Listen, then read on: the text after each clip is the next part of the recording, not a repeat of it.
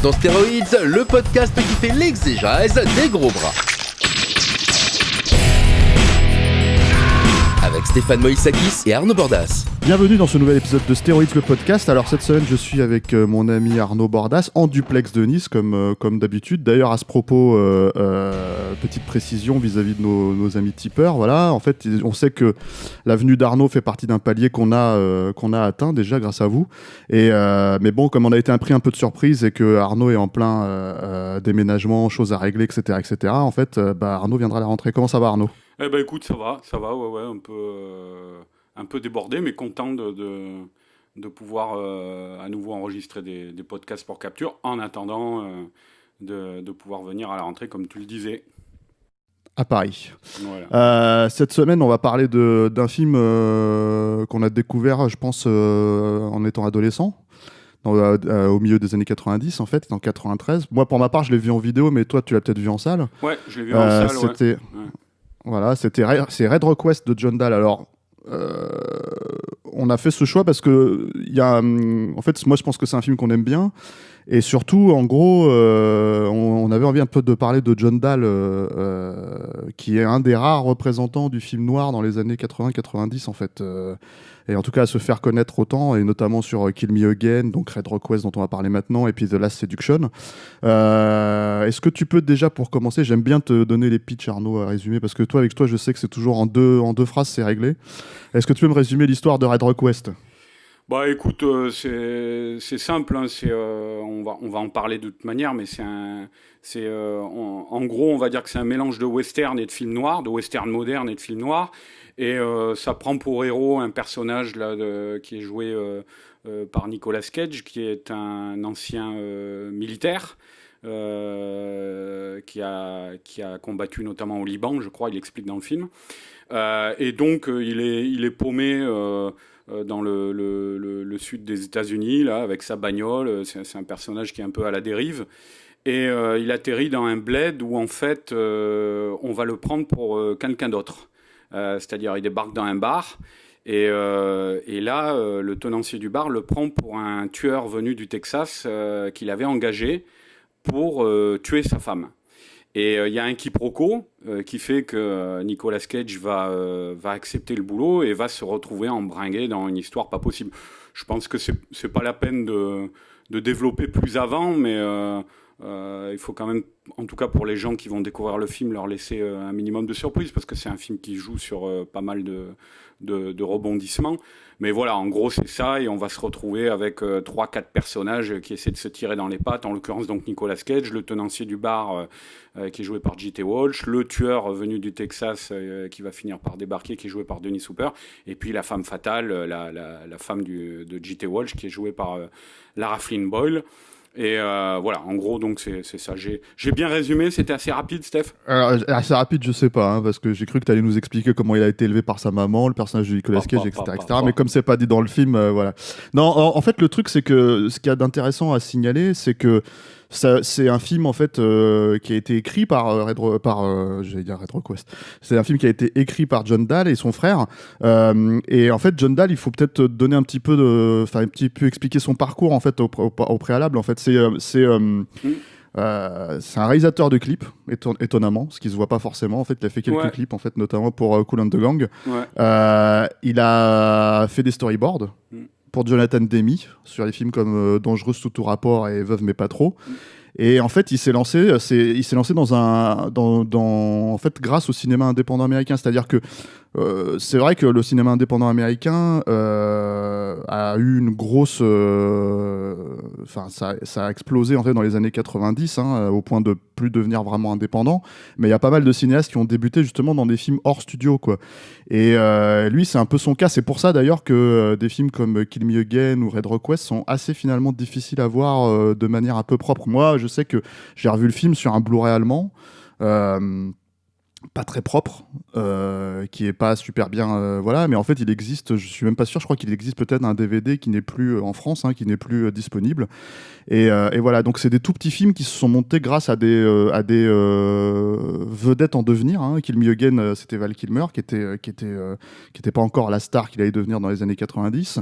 Et Nicolas Cage, c'est pareil, en fait, c'était un acteur solide, en fait, qui faisait beaucoup de films indépendants, mais qui arrivait à monter des petits budgets. Hein. C'est pas un très gros budget, Red Request, mais qui en fait, en gros, n'était pas forcément bankable. Et d'ailleurs, ce film Red Request, il est sorti chez nous en fait bien avant les États-Unis, par exemple. Je crois qu'il a été tourné genre à la fin des années, à la fin en 1991-92, quelque chose comme ça. Il est sorti chez nous en 93. Et finalement, en fait, il a été distribué aux États-Unis de manière assez chiche en 94, quoi. Donc, c'est un film qui tient aujourd'hui, probablement parce que Cage est devenu une star depuis, et donc les gens en ont entendu un petit peu parler. Mais voilà. Et ce qui est intéressant, en fait, effectivement, c'est de se dire que c'est un réalisateur qui a beaucoup travaillé ses scénarios, j'ai l'impression. Pour justement faire des twists, comme tu le disais, il faut pas trop en dévoiler. Alors, à leur voyure aujourd'hui, c'est assez marrant parce que moi, j'ai un souvenir d'un film avec beaucoup de retournements de situation. Et il y en a quelques-uns, hein, mais ça pâlit en comparaison de ce qu'on peut voir dans une série télé actuelle, quoi. En fait, je sais pas ce que t'en penses. Ouais, non, tout à fait. Après, c'est quelque chose qui tient aussi au genre de prédilection de John Dahl, hein. En tout cas, c'est évident dans ses 3-4 premiers films, quoi. C'est quelqu'un qui est très influencé par le film noir. Et notamment, un des tropes du film noir, c'est les personnages, comme ça, une poignée de personnages qui passent leur temps à se tirer dans les pattes, à se donner des coups de couteau dans le dos, à se retourner les uns contre les autres, à s'allier, puis à se retourner contre l'autre. Voilà, c'est un genre de figure narrative qui lui plaît, dans lequel, en tout cas à ses débuts, il se sent parfaitement à l'aise.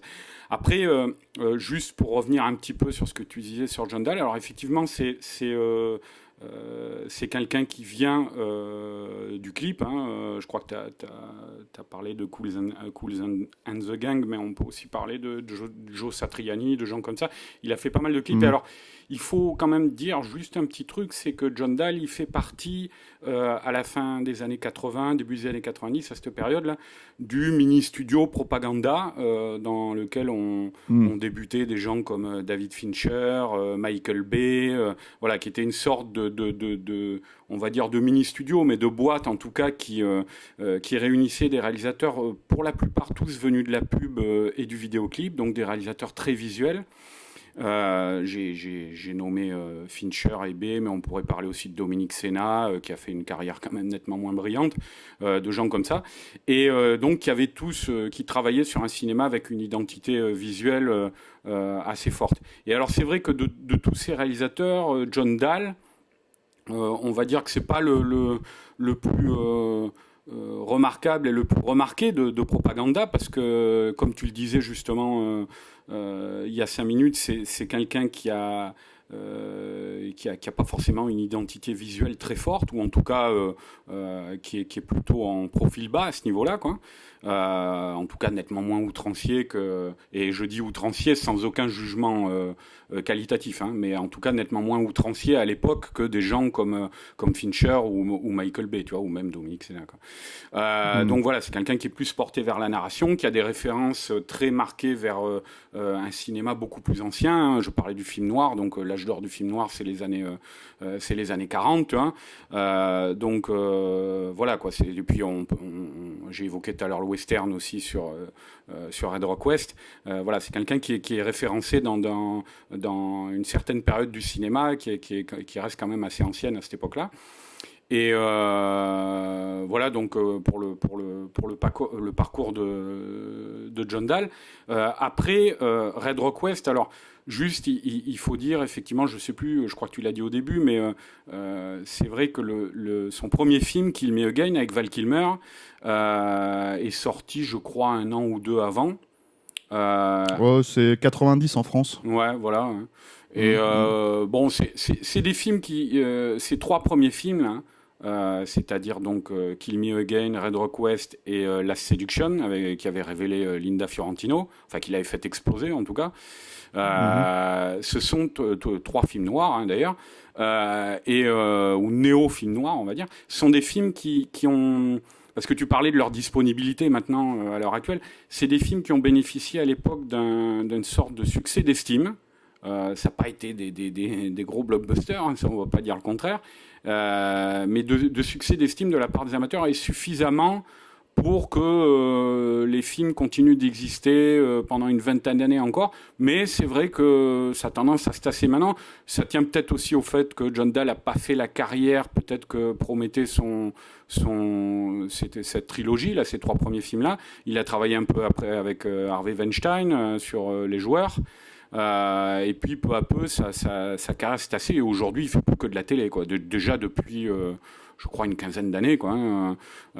Donc voilà, c'est des films, c'est vrai, qui sont compliqués à trouver. Alors, la Seduction, c'est un film qui va sortir chez Elephant Film en septembre. Hein. D'accord, bah, donc, tant mieux. Donc ça, au moins, voilà, au moins de cela, je pense, sont plus connus parce que c'est celui qui alors c'est un téléfilm hein, pour le coup, mais qui est sorti en fait dans le reste du monde. Mais c'est en fait, c'est un peu pareil pour Red Rock West, hein, Steph. Alors Red Rock West, c'était pas un téléfilm, c'était un vrai film de cinéma. Ah non, non, c'était un film en fait qui a. Ah bon c'était un film qui avait été. Alors, il faudrait vérifier. Je crois qu'il est passé sur HBO. Mais en tout cas, ce qui est sûr et certain, c'est qu'il n'a pas été produit pour la salle, et je crois qu'il a, en tout cas pour le moins, été vendu pour la vidéo à la base aux États-Unis. Et c'est en fait son circuit. Enfin, il a été remarqué pas mal, quoi, par les gens de la profession. Tu parles de quoi là? Tu parles Red Rock West. Et c'est ce qui a fait que le film est sorti en salle en Europe. Et alors après, du coup, je crois qu'après ce parcours-là, ils ont peut-être dû faire une petite sortie en salle aux États-Unis. Mais à la base, si ce n'est pour la télé, il faut vérifier, tu vois. Mais je crois que c'était passé sur HBO. En tout cas, c'était prévu pour la vidéo à la base, quoi. Voilà. Non, HBO, c'est la Seduction. Ouais, aussi, ouais, mais c'est d'ailleurs ça qui a empêché Linda Fiorentino de concourir à l'Oscar. Mais de toute façon, c'est des films, déjà Kill Me Again et Red Rock West, qui ont été coproduits par donc Propaganda et le studio Polygram qui va racheter Propaganda dans les années qui vont suivre. Et en général, c'était conçu comme des petits films qui étaient destinés à des sorties limitées ou alors à des sorties vidéo, quoi. Mais ouais, voilà. Moi, je pense pas. Alors, en fait, le truc, c'est que je pense que l'idée de Red Rock West, c'était de le sortir en salle à la base. Hein. Tu prends pas. Cage, il faisait pas de télé à l'époque. Hein. Je veux dire. Après, peut-être qu'il a été effectivement vendu par le studio qui a récupéré les droits, mais aux États-Unis, je veux dire. Mais apparemment, non. Par contre, le truc avec La Seduction, c'est que c'est un vrai téléfilm. C'est-à-dire que ça a été un film qui a été produit en tant que téléfilm et qui finalement, en fait, est sorti en salle dans le reste du monde. C'est la distinction entre les deux. Alors, écoute, je viens de vérifier, Steph. En fait, je viens de vérifier parce que j'ai sous la main, là, je crois que je l'avais déjà conseillé dans un podcast précédent, mais c'est le bouquin de Benoît Marchisio, Génération Propaganda, là. Et je confirme donc. C'est en fait, ils avaient un contrat de 3 films là, qui étaient Ruby sur l'assassinat de Lee Harvey Oswald, la Candyman, le film d'horreur très connu, et Red Rock West. Et en fait, John Dahl, il explique dans le bouquin de Benoît Marchisio. Cela a été difficile de vendre le projet à Propaganda parce que Ruby avait souffert en salle face à JFK d'Oliver Stone, sorti la même année. D'un coup, monter un film indépendant était devenu très difficile, donc on a tourné Red Rock West pour le marché de la vidéo. Voilà, c'est ça. Bon, ouais, c'est étonnant. Mais après, encore une fois, je crois qu'il y a eu une petite sortie salle par la suite parce que le film avait tourné un peu, était sorti notamment en Europe, avait rencontré le succès. Et je crois même qu'il y a un distributeur américain qui l'a vu, qui l'a découvert à Paris, le film, et qui a décidé de le sortir en sortie limitée aux États-Unis. Mais bon, voilà, tout ça pour dire, en tout cas, c'est des films qui effectivement n'étaient pas, et en l'occurrence Red Rock West, qui n'étaient pas conçus pour avoir un succès massif. Même la Seduction, hein, c'était un film, j'avais lu, qui était pensé pour une sortie limitée aussi. Et en fait, comme je disais avec l'histoire de Linda Fiorentino sur les Oscars, ça a beaucoup limité la trajectoire du film et sa renommée, quoi, parce que c'était des films qui n'étaient pas conçus pour la salle, quoi. Voilà. Après cette longue digression, on va peut-être parler du film. Ouais. Allons-y. Voilà. Donc c'est la question que je te posais en fait. C'est-à-dire que en gros, dans la logique, parce qu'on va essayer de pas trop dévoiler, parce que comme c'est un film qui est difficile à trouver, mine de rien, en tout cas pour le voir de façon à peu près propre, hein, je pense que après peut-être dans les bacs à soldes on peut trouver le DVD, mais je crois pas qu'il soit sur les différents applications en fait de streaming, quoi. Donc même pas en VOD, hein, je pense, à louer comme ça, quoi. C'est vraiment, en fait, c'est des films un peu nomades parce qu'ils se perdent, les droits se perdent et se récupèrent, en fait. Elephant Film qui récupère La Seduction, par exemple, c'est tout récent, hein, c'est-à-dire qu'avant c'était ailleurs, quoi. En vidéo, chez nous, c'était chez TF1 Vidéo, ce genre de choses, quoi. Donc ouais, c'est-à-dire ça, c'est les petits éditeurs qui reprennent les catalogues. Voilà, c'est ça. Les gros, quoi, hein. Voilà, c'est ça. Mais le truc, en fait, que je voulais dire, c'est une des raisons pour lesquelles on évite de spoiler, mais justement, en fait, l'idée en fait, de toutes ces alliances, de tous ces retournements de situation, moi, je trouve ce qui fonctionne plutôt bien dans le film, justement, c'est qu'en fait, on s'attache énormément aux personnages. Que ce soit, d'ailleurs, le personnage de Nicolas Cage, hein, qui est grosso modo le point d'ancrage pour le spectateur, mais aussi, en fait, les personnages de J.T. Walsh ou de Lara Flynn Boyle et même de Dennis Hopper, en fait, qui est, bon, lui, est présenté comme le salaud du film, quoi, on va dire, hein, avec un espèce de rôle qui aurait pu émuler celui qu'il avait dans Blue Velvet, même s'il offre une composition un petit peu différente quand même. Oui, voilà, c'est ce qui fait que départ, hein, quand même. Oui, voilà, c'est quand même un film qui fonctionne. C'est quand même un film qui fonctionne sur ces points de vue-là et pas forcément sur les retournements de situation. C'est-à-dire qu'on a beau savoir ce qui va plus ou moins se passer en fait dans le film une fois qu'on l'a vu, à la revoyure en fait, ça fonctionne plutôt bien, quoi. À 2-3 facilité près, on va dire, quoi. Mais ce que je te disais, c'est que en fait, dans ces années-là, en fait, avoir des films qui fonctionnaient sur ce genre de procédé narratif, c'était finalement assez rare, et c'est ce qui faisait ressortir le film. À mes yeux, en tout cas, je me rappelle à l'époque, je m'étais dit, waouh, il se passe 3 fois plus de trucs que dans n'importe quelle année du cinéma français, quoi.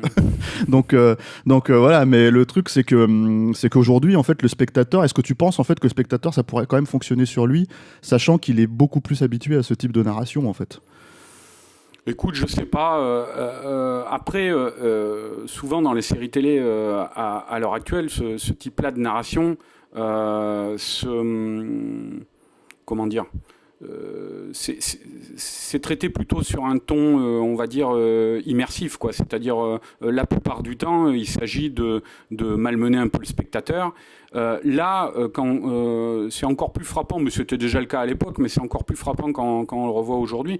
Red Rock West, de même d'ailleurs que Kill Me Again et La Seduction, c'est un film qui manie beaucoup l'ironie, hein, par rapport au poncif qu'il traite. Alors, pas au point justement, et c'est ça qui est appréciable dans le film, de transformer ses personnages en marionnettes, mais c'est un film qui jongle justement avec tous les tropes dont je parlais, du film noir, du western, de manière assez ironique. Par exemple, moi je me rappelle que ça m'avait frappé à l'époque, mais le nombre de fois où on voit le personnage selon qui sort ou qui revient à Red Rock West, puisque c'est le nom du bled, hein, où se passe la majeure partie de l'action, à chaque fois il y a un plan sur le panneau d'entrée ou de sortie de la ville, quoi, tu vois. Donc ça c'est un truc directement hérité du western, mais qui en fait fonctionne à un niveau un peu méta et ironique quand tu le vois, parce que par son accumulation, on va dire, et le fait que par exemple le personnage, s'il est obligé de remettre le nez dans ce bled au risque de devoir y passer, ou en tout cas de se confronter à des événements assez dangereux pour lui. Du coup, il y a une manière de dire, quand on voit ces panneaux-là, et allez, il croyait en être sorti, mais on le remet dedans, quoi, tu vois, quoi. Donc l'effet d'accumulation finit par créer un sourire, quoi, tu vois, quoi. Il y a de même, alors je vais pas dévoiler le spoiler, mais quand on sait que Dennis Hopper est au début Denis Hopper et Nicolas Cage, leurs deux personnages sympathisent parce que ce sont des vétérans de guerre. Denis Hopper a fait le Vietnam, c'est d'ailleurs assez marrant de le prendre lui pour jouer ce rôle-là. Et Nicolas Cage lui a on fait... va dire qu'il avait l'âge de le faire, quoi. Voilà, même si effectivement il a toujours été présenté comme un objecteur de conscience, quoi. Ouais. Mais donc Nicolas Cage, lui, est un vétéran du Liban et donc il sympathise sur cette base-là. Mais on va dire que la manière dont les personnages s'affrontent dans le grand final et la manière dont se résout leur affrontement par rapport à une statue, voilà, j'en dirai pas plus, les spectateurs verront, mais c'est très ironique aussi, quoi. Voilà, donc il y a, je pense que ça fait partie aussi du côté ludique du film. Évidemment, alors quand on n'est pas cinéphile, ça l'est peut-être moins, hein, mais en tout cas, c'est clairement un film qui s'adresse aux cinéphiles, quoi. Les références dont je parlais tout à l'heure, ce personnage de femme fatale qui est joué par Lara Flynn Boyle. Alors, on va peut-être s'attarder là-dessus un petit peu, mais juste 30 secondes. Mais c'est quand même dans cette trilogie qu'a fait John Dahl, il a quand même bâti 3 personnages de femmes fatales assez admirable, quoi. Le premier incarné par Joan Valley-Kilmer là dans Kill Me Again, le deuxième par Lara Flynn Boyle là, qui venait de Twin Peaks, elle, et puis le troisième dans La Séduction. Et ce qui est assez marrant, c'est en tout cas pour les 2 premiers, et notamment Lara Flynn Boyle, ce sont des personnages de femmes fatales qui manipulent les hommes, mais qui ont aussi c'est pas forcément des masterminds, quoi. C'est-à-dire elles ont elles aussi, de même que les personnages masculins, elles ont des moments où elles se font arnaquer à leur tour et du coup elles redoublent d'agressivité, quoi. Donc voilà, c'est assez, ça reste des personnages humains. C'est pas non plus des clichés ambulants.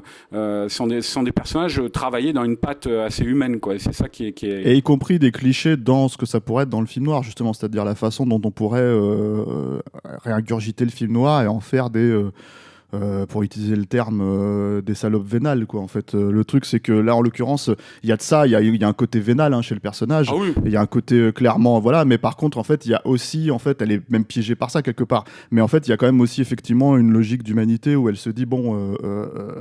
Il s'est passé quelque chose avec cette personne-là, je peux essayer de voir ce que je peux faire avec, quoi. Mais en fait, le truc, c'est que ce qui est aussi vachement intéressant, je trouve, c'est tu parlais du style visuel un peu plus passe-partout en fait de John Dahl, mais moi je trouve que justement en fait un des trucs qui m'avait plu dans celui-là par rapport à Kill Me Again, c'est que je trouvais beaucoup plus maîtrisé en fait le film dans la façon dont justement il pouvait jouer avec ce qu'il avait sous la main. C'est un petit budget, hein, Red Request, mais en fait il arrive c'est finalement assez malin dans la façon dont c'est écrit, puis même dans la façon dont c'est mis en scène, les situations dans lesquelles il arrive à s'en sortir finalement Nicolas Cage, parce qu'il se fout dedans tout seul, hein. Ça c'est un des trucs qu'il faut préciser avec le personnage, c'est que le personnage de Nicolas Cage, à part le point de départ du film, on va dire, ce n'est pas un personnage, ce n'est pas un criminel en fait. C'est vraiment quelqu'un de comment dire,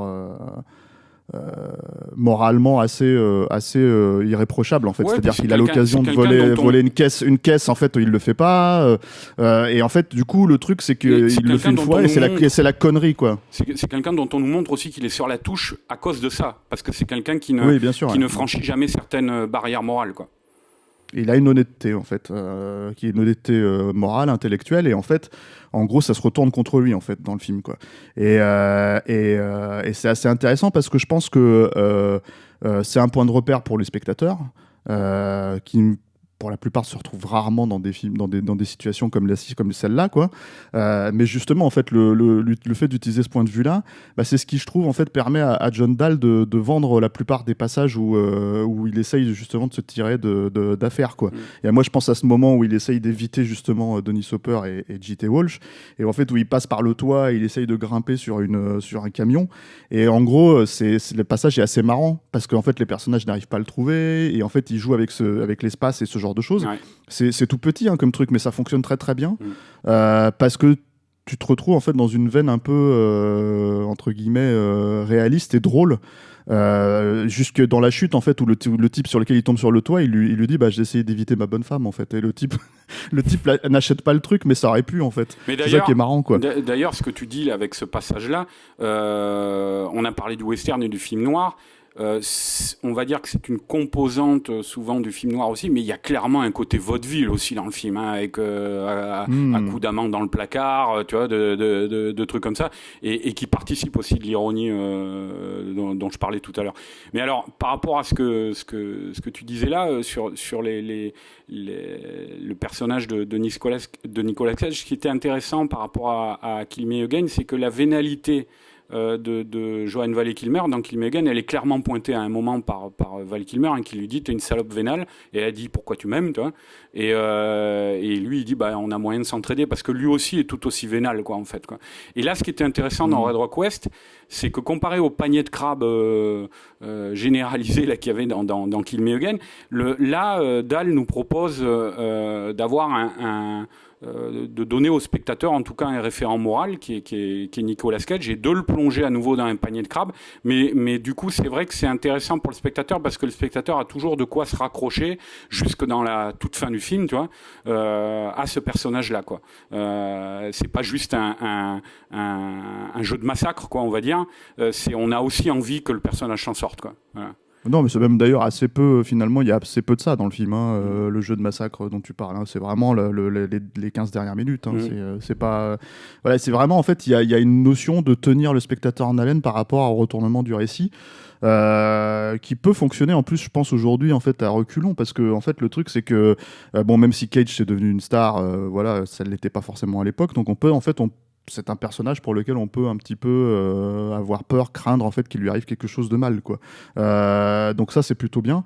Alors ce qu'il faut préciser, parce que en fait nous on l'a pointé de cette manière-là, mais en fait la qualité de Red Rock West et surtout le succès d'estime de Last Seduction a permis à John Dahl de faire une carrière derrière, mais qui nous intéresse beaucoup moins finalement, parce qu'en fait il s'est accoquiné avec les Weinstein, il a sorti des vrais films de cinéma, hein, en comparaison, c'est-à-dire des films comme Les Joueurs en fait, qui est aussi un film noir, hein, Mémoire suspecte aussi, Mémoire suspecte avec Ray Liotta, qui est déjà un peu plus, c'est dans cette veine de film noir, mais avec un plot un peu plus fantastique, en fait il y a un élément fantastique dans le récit. Et en fait, en gros, il a fait Une vie en enfer aussi, qui était un espèce de sous-duel, en fait, on va dire. Une vie en enfer. Qui de mémoire qui était plus ou moins sympathique, en fait, mais malgré un casting finalement assez jeuniste, hein, pour son temps, hein, puisque c'était, il y avait, si je dis pas de bêtises, Paul Walker, Lily Sobieski, en fait. Voilà. Et, mais cela dit, bon, moi je suis d'accord avec ce que tu dis, hein, toi, c'est assez sympathique Une vie en enfer, mais le truc c'est que quand même, on voit, je crois qu'Une vie en enfer c'est 2001, 2002, quelque chose, 2003 peut-être, je sais plus, c'est début des années 2000.